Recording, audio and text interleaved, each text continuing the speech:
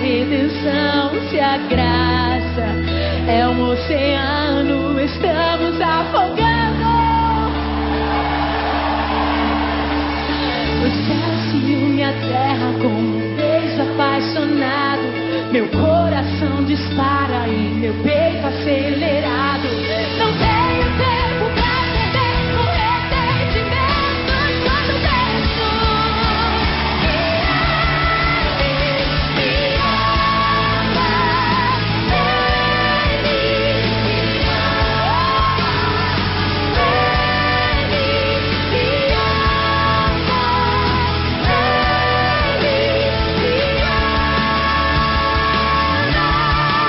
Ele me ama.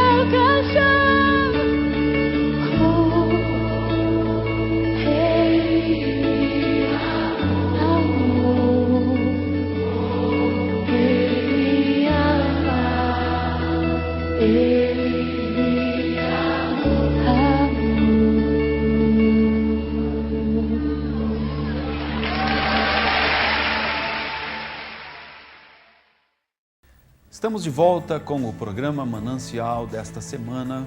Estamos aqui falando hoje sobre a palavra bíblica pronunciada pelo apóstolo Paulo, este grande homem de Deus. As palavras que ele pronunciou, que nós estamos aqui hoje meditando, estamos aqui considerando, posso todas as coisas naquele que me fortalece. O apóstolo Paulo, quando escreveu esta palavra, esta carta, não é? Estava ele aprisionado, provavelmente aprisionado em Roma. Ele escreveu a sua igreja que ele tinha fundado, a igreja em Filipos, fundou na segunda viagem missionária que ele realizou, ou na sua segunda viagem missionária, por volta do ano 64, 62, não é? Da era cristã, evidentemente. E este homem, missionário, fundador de igrejas, são muitas as igrejas que ele fundou. Fundou a igreja em Corinto, fundou a igreja em Éfeso, fundou a igreja na Galácia e assim por diante. Tantas outras igrejas que ele teve a honra, o privilégio de ser o fundador e ter estas igrejas sustentadas pela ação de Deus, pela presença de Deus. Foram alimentadas espiritualmente pelos ensinos sagrados, das quais este Paulo, o apóstolo, fundador dessas igrejas, escrevia então as suas cartas, que foram depois, posteriormente, reconhecidas como escritos, não é? Cartas com autoridade espiritual, não é? Que agora passou a compor, num tempo posterior, passou a compor o cânon sagrado, ou seja, aquilo que realmente de literatura é considerada como inspirada por Deus, inspirada pelo Espírito Santo. Então, esta carta aos Filipenses, que Paulo aqui traz-nos esta palavra, posso todas as coisas naquele que me fortalece. Provavelmente ele estaria preso por volta aí do ano de 62 a 64 da era cristã. E ele está, sim, interessado no sucesso desta igreja, como um pastor, não é? Um pastor dedicado, um pastor aplicado, como um pastor que deseja o crescimento, o sucesso e a vitória daqueles que são frutos do seu trabalho. Paulo, então, ele escreve esta carta. Veja, o contexto histórico que leva Paulo a escrever esta carta era um contexto de adversidade. Paulo não estava num spa de férias do seu trabalho ministerial. Paulo não estava passeando, não é, numa viagem turística neste momento em que ele escreve a carta. Paulo estava no labor de Cristo, no labor espiritual, no labor cristão, envolvido com o reino de Deus, envolvido com o próprio Senhor da sua vida, com o Salvador Jesus Cristo.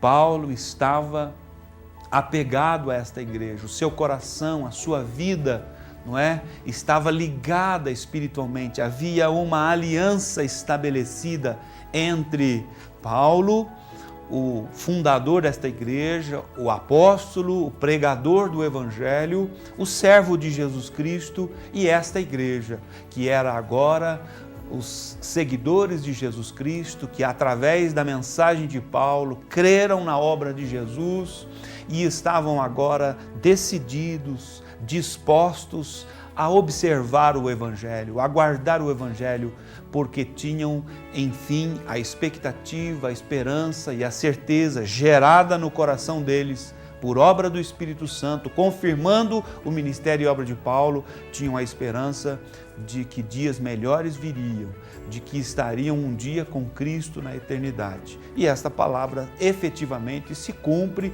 evidentemente, na vida daqueles que já partiram para a eternidade. E agora Paulo escreve: posso todas as coisas naquele que me fortalece.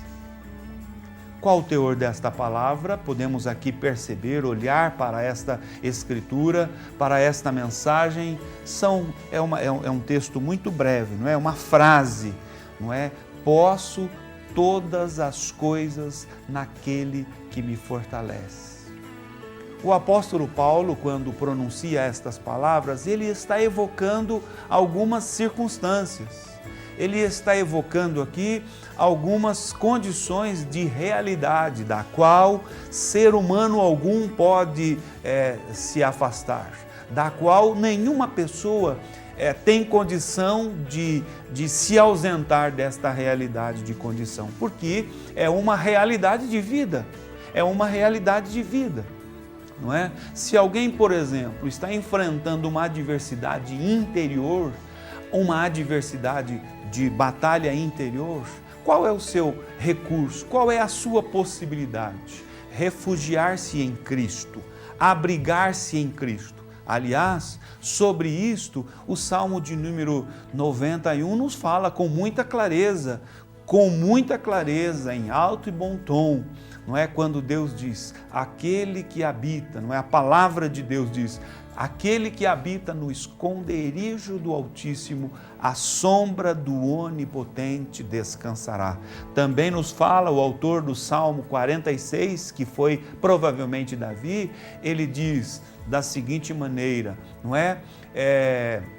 Aqui, deixa eu fazer a leitura aqui do Salmo de número 46, fica ainda muito mais claro, não é? Para o nosso entendimento de tudo aquilo que estamos nesta noite ou nesta oportunidade desejando comunicar. Olha o que diz o Salmo 46. Deus é o nosso refúgio e fortaleza, socorro bem presente na angústia. Olha que palavra linda. Este autor, este salmista, que provavelmente foi Davi, tinha o quê? Convicção do que era de fato, efetivamente, viver em Deus, estar em Deus. Deus para ele era refúgio, fortaleza e socorro. Mais ou menos nesta mesma linha de entendimento e revelação que Paulo está aqui a nos dizer. Eu posso todas as coisas naquele que me fortalece. O Senhor é o nosso refúgio, o Senhor é o nosso socorro, Ele é a nossa fortaleza.